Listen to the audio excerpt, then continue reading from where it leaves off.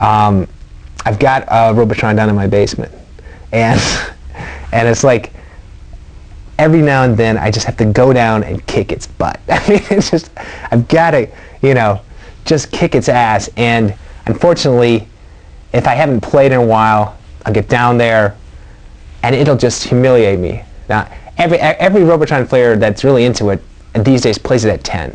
You have to play the total maximum difficulty. Otherwise, you can just play it forever and it's not interesting. But at 10, it is a real nasty, mean game. And it takes you maybe an hour or two just to get warmed up. The game will just kick your ass and humiliate you, and you'll get 80,000 or 100,000 or 150,000, and you're just crying out, and you just like want to kill it. You're grabbing the game by the joysticks and you're just shaking it and slamming it on the wall. And eventually you get to the point, it's almost like warming up for a basketball game or something. You get to the point, you're sweaty, and you've got this kind of attitude. You cannot win until you have this attitude, this total mindset of just total concentration and total rage. You've got to be pissed off. When you're on, it's just such a thing of beauty. You'll get on a roll, and you'll just like be cleaning off wave after wave after wave of them, and you're just like, yeah. But inevitably, you'll like start getting lazy, and you'll start getting too cocky, and then before you know it, you'll just like lose 4 or 5 guys in a row, and you're in some horrible situation. And the quarks are just like keep multiplying and keep putting out tanks, so the spheroids just keep putting out enforcers, and you kill out a few, and they keep putting out more. And then again, you have to buckle down and get back to it, and somehow conjure up that rage from within you, to keep going, and it's kind of the cycle of conquest, and then of getting your butt kicked, and then of going back and keep coming back, and if you can stand this for like a few hours, you can reach 1,000,000 points. And I understand now that's kind of my personal ambition. I mean, there's players that do 5 or 10 million, unfortunately, but my personal thing is like to do 1,000,000, and I don't think I've quite achieved that even yet to this day. I've had like a 900,000. I've had several 900,000 games, and somehow at 940,000, I'll just get weak in the knees, and I just like I won't have it, and I just like I'm watching helplessly, I've just maybe I'd had a run of 100,000 points on a previous guy, but some reason I'm just sitting here and I'm helpless and I'm crumpled, but I'm just like a sweaty, limp dish rag, and something I can't get over that 1,000,000 point barrier. But that's still my personal ambition. I know someday I'm going to kick that game. I'm going to kick its butt. I'm going to beat it. And until then, the basement appointments will continue. It's pretty crazy because the night this was insane actually. At the time for our development system, we used this thing called a Motorola Exerciser, which was this huge, probably the most bloated, overpriced computer ever created. It was a dual floppy disk system. They used 8-inch floppy disks, which were like enormous, held like 10 bytes on them, and you had this $20,000 box that, would only work for like 3 or 4 days at a time before something failed. It was horrendous. So it got to the point late in the project where it was taking like half an hour to just assemble the program, and so it was, and the odds of actually getting an assembly that actually made it were so low that the last week of the project, we just essentially just object code patches. We left the computer on. The program was in memory.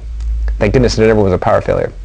And we just made patches in the code and just kind of stuffed them in there for the different bugs.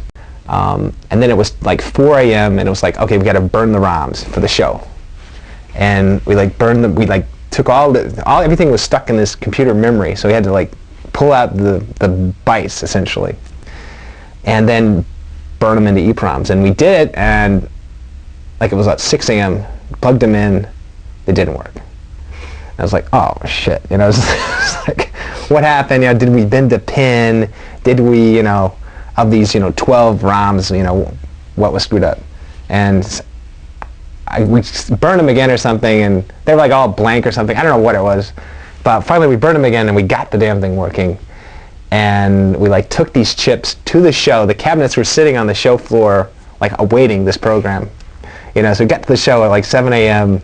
and plugged in the chips, and the thing came on, and it was just like we just go, oh my God, it worked. We were just couldn't believe it. It was like we were just so high from like not sleeping, and it was just this ultimate high to like just this thing actually worked. And then the show, it was the American, the Amusement and Music Operators Association, the AMOA, which is the big coin-op, quarter-eating game show, and in the United States, and mostly attended by game room operators and arcade chain executives and various other industry hacks. And the thing is, that the tragic thing is, none of these people actually play video games, and we had Defender out there, and nobody would play it. I mean, they were afraid. They were so afraid of this game that I had to like spend my time trying to lure people into our booth to like play the game, and they'd want to watch me play the game, or sometimes we'd have a couple of kids in there playing the game, but mostly the game was empty because everybody was so afraid of the game. I guess it was all the buttons. We just had so many buttons on there that people just go, man, I just can't deal with this. So it was kind of people kind of I thought it was kind of a bomb. The buzz on the show was like Pac-Man and Defender were like bombs. Pac-Man because it just played forever and it wasn't exciting, and Defender was like way too complicated to play, and people were thinking this game Rally X, which was a little car racing game, was like the big game of the show. So it's kind of like, well, we're going, okay, it's kind of cool, maybe we'll sell 1,000 games or something, maybe some suckers will buy them. But at the time it seemed like it was a bomb. But I don't know, we were just so high from finishing the thing that it wasn't disappointing at all. In fact, I don't know, we kind of maybe were proud that it intimidated everyone. It's like we're kind of proud that the game like freaked people out. We stuck it out in an arcade, and the first night I didn't even show up. You stick this thing out. You've been working on this thing for months. You almost got fired. There was a point where I cleaned out my desk. In like the dark days when I was working on the astronauts, I'd actually cleaned out my desk and had put all my stuff in boxes. I was that close to like just quitting. And so I just didn't want to. I didn't want to find out what people really wanted. So I didn't show up first night. And second night I go out to the arcade, and the place was just, there was like people 10 deep watching Defender. There was people sitting on chairs and couches and like camped out around this game. And at that point I figured, wow, maybe this is kind of cool. I think they will soon realize that humans are nasty little things. They're trying to blow up things. They got car bombers, they got nuclear terrorists, all these mass murderers, all these nasty little habits that humans have, create wars, threaten to blow up the world, endangering the entire planet. It's clear that humans are psychos, and for their own protection, we'll have to be confined in safe zones. What happens is the brains, their algorithm, which was supposed to be seeking out the closest human and then go and reprogram them, that was supposedly their algorithm. Something got screwed up, which actually I never really looked into it, didn't really want to know because it was working good, but they all turn out they initially will seek the first human, which in the case of the first brainwave is Mikey. There's one Mikey and there's all these other mommies. And so they're all going for Mikey. If you can keep Mikey alive, don't pick him up and don't allow the brains to kill him. If you can keep him alive, then the brains will continually try to seek him and they won't program any of the other mommies. And so in that situation, you can basically kill all the brains, but you have to leave one left so that the wave doesn't end. And this is the horrible thing, is that so often you'll like kill the last one, or it'll be a grunt will be left or something, and then it'll run into like an electrode, before you've picked up this treasure trove of points, which is all your humans are just waiting out there, and you wait for one turn. You want to pick them all up in one turn so you can turn them all into 5,000s. But if you somehow blow it, then you get nothing. Management came down. This was about 3 months before the show, before we had to finish this game, and management came down and goes, man, this game is a pile of shit. I mean, this game is so stupid. I mean, what are these people on here? I mean, where are you going? You know, it was like, you know, they were saying, okay, you got to get rid of these stupid astronauts out of there, you know, and get some game going here, you know, because you are really blowing it. There was a bug when we first were working on the flying and the running of the ostrich, and we had neglected to consider is when the ostrich lands on some of the floating cliffs, of how's that handled. When does the animation call the running leg and then the non-leg flap sequence? So there's a lot of situations where the ostrich is, the cliff is floating and the ostrich will be flying, but he's not high enough to show his legs, so it'll just do a belly flop across the cliff. And on the one side of the screen, we had two cliffs that were staggered, and when it does a belly flop, there's a little hole of a couple of pixels, and it allows the bird to squeeze out between the two cliffs. And we're racking our brains trying to fix it, but we were so embroiled in playing Cutthroat, where we would try to kill each other when we were playing and testing the game, and it became a really fun trick to do, is that someone would be hovering underneath these cliffs, and then you'd deliberately do the belly flop and squirt out and kill the guy underneath. And so we decided to keep that in there and call it a feature. Joust 2 is the trivia question of all time, I guess, was that there actually was a sequel. We tried to resurrect Joust in 1985. Didn't make many games, but this is at a time when very few video games were selling, and there wasn't much of a video department anymore. And had met with some of management. We were trying to figure out, well, gee, let's try another game, and so we were considering resurrecting and doing a sequel of either Robotron or Joust, and they decided to let's give Joust a crack at it. Right now the old video games are being gobbled up by collectors and in people's basements, but the prices are just starting to rise on some of them. You can still get a lot of old games pretty cheaply. I've been looking for an original Joust cocktail table, of which there's, even though Joust did really well, we only made about 500 cocktail tables, and it was really too bad, because it was one of the originals. It was the only two-player simultaneous side-by-side cocktail game that was made, so it had a unique look, because at the time most all the other cocktail tables like Pac-Man and Ms. Pac-Man, one person sat on one side, the other sat on the other opposite, and then the screen flipped around. Well, this played just like the regular Joust, because you're both sitting next to each other, and the screen didn't flip. So I'd always regretted that I didn't get one for myself, so I finally found one and did some trades here and there, and I paid about $500 for it. But I would say they're probably worth more than that now. Compared to now, we're working with bubble gum and rubber bands and hot glue. Essentially, the memory in the game was, I believe, 96K, which is just nothing. Now, I mean, we waste that on title screens nowadays. So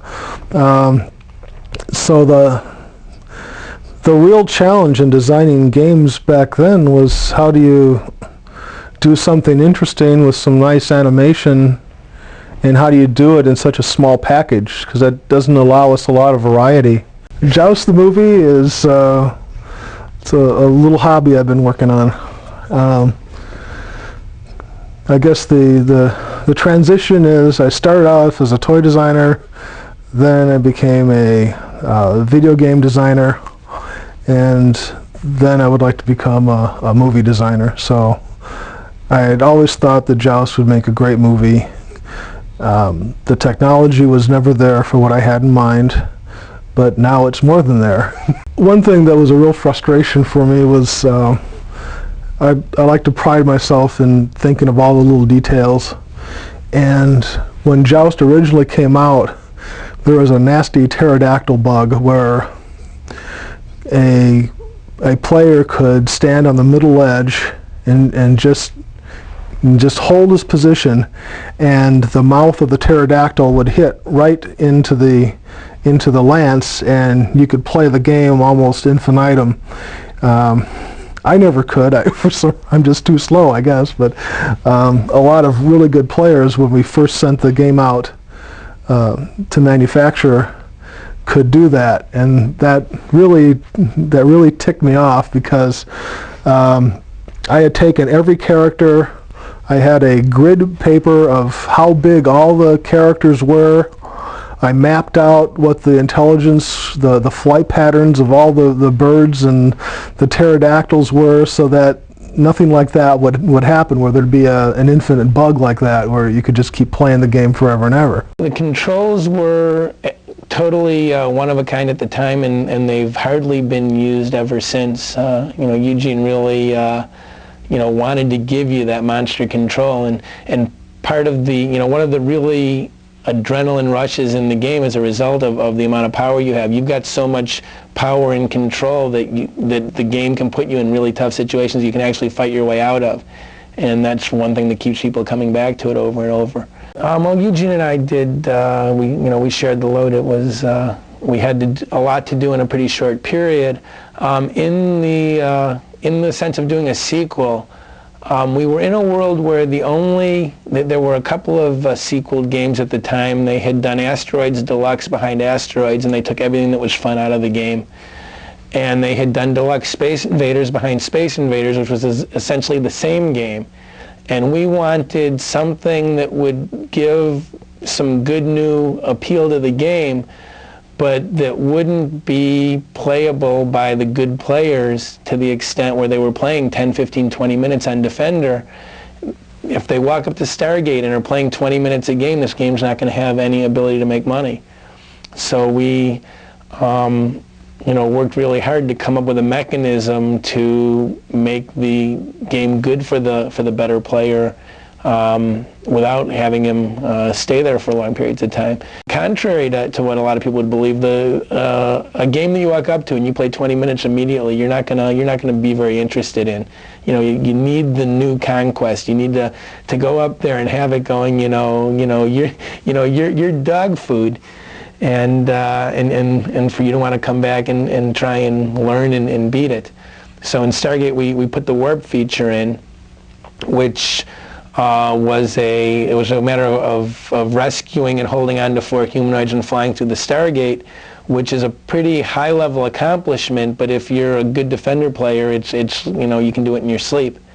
And what that did was that gave you a huge bonus, took you ahead 2 or 3 waves in the game, and giving you the bonus gave you a couple extra ships. So it was a way to get the good players to jump into where the action was frenzied and make them think that they were having a one-up on the game, and it worked pretty well. There were some games in that period that were producing either low numbers or not at all, that most of the audience probably hasn't had a chance to see. Some low production games were Mystic Marathon, Turkey Shoot, Inferno. Those 3 were tested, and then there were some number built of each of those models, and they can be found in collectors' hands, but the quantities are limited. Then there were games like Play Ball, Speedball. There's at least one other that were fully developed and tested, but were never put into production, and there are no games in collectors' hands. I have the only existing Play Ball sitting in my office. That was VidKids. That was, we started in February of '81, and then Stargate was our first game. And what else did you guys do besides Stargate? We did Stargate, Robotron, and then a game called Blaster, which falls into that low production category. And we also actually developed an Atari 800 version of that game, which preceded the coin-op, and was never brought to market. When I first got the Digital Eclipse program, my mind was blown. My first encounter was actually Paul DeSalt called me over to the front of our building, and there's two guys there with a Macintosh, and Paul goes, "I want to show you something." And he plays with his Macintosh and types something. All of a sudden, the carpet sweeps of the memory test, which is pretty much a signature of the old Williams games, is appearing on the Mac, and I'm like, oh my God, you guys wrote a simulator. If someone had told me in 1982 that in 1995 I'd be sitting on my computer playing on a machine that's simulating the program, my exact work, I mean, I would have thought, I would have wondered what the guy was smoking. The games themselves, when they were done, were such a struggle against what could technically be done with affordable horsepower. The fact that this could happen is just, represents amazing growth in the speed and size of these computers. The most amazing project was the Defender project, because we were the #2 pinball company at the time, and we were we're going to get in the video game business. Yeah, right, Williams. And we got a bunch of people. They were put in a separate facility over on Belden Avenue, and this group, everybody had one goal, and that was in a pretty short time frame to do whatever it took to make a really hot video game. And the way things were accomplished by that group and the atmosphere among this group was just amazing. I've never seen it equaled, and now I've got a management role, and I would love to take and bottle whatever the ingredients were to try and create a situation like that again. And it's the best situation I've ever seen or been in. We also had a sequence where you can, play with the controls, and out comes a copyright message with Eugene's and my name on it. It's in both Stargate and Robotron. The Robotron sequence I know off the top of my head. The Stargate one I have written down. What's the Robotron? The Robotron one, okay, it's three. Each of the sequences are three combinations of buttons being pressed, and you have to do combination one, and then within a quarter of a second. When you let go of combination 1, you have to be on combination 2 within a quarter of a second. Then when you let go of combination 2, you have to be on combination 3 within a quarter of a second, and you have to do all this without dying in gameplay. It's not difficult on a Robotron. It's much harder on the Digital Eclipse version, but I have done it. It doesn't matter how long you sit on each combination, but when you let go of the combination, you have a quarter of a second to be on the next one. Combination 1 is move right, fire up, and press the player 1 start button. Combination 2 is move up, fire down, and press the player 2 start button. That is the 2-player start. And then combination 3 is move down, fire up, and you hold the fire up, and it'll hold the message on. When you let go of the fire up, the message goes. The thing that's unfortunate about it is that the fellow who was in charge of that decision-making process, Noah Falstein, decided he was nervous that we'd get in a lot of trouble, too much trouble, for putting an Easter egg in. So he buried the thing so deep down that I can't even remember this complex series of things that you have to do to get it to show up. Guaranteed no one ever find it. The bug was a real cool one. When you play the game, as the Sinistar kills you, and starts to kill you, you don't die right away. You sort of like circle over the Sinistar's mouth, and then he chomps you, and then you're destroyed. It turns out that while you're in that configuration where you're spinning around in the mouth but not quite dead yet, one of the warrior guys can come in and shoot you right then, and kill you right then. And then the Sinistar kills you, and you die twice, which it's really rare. It's extremely rare that it would happen, because most of the time the warriors, I believe in fact the warriors will not kill you when the Sinistar has you in its death grip already.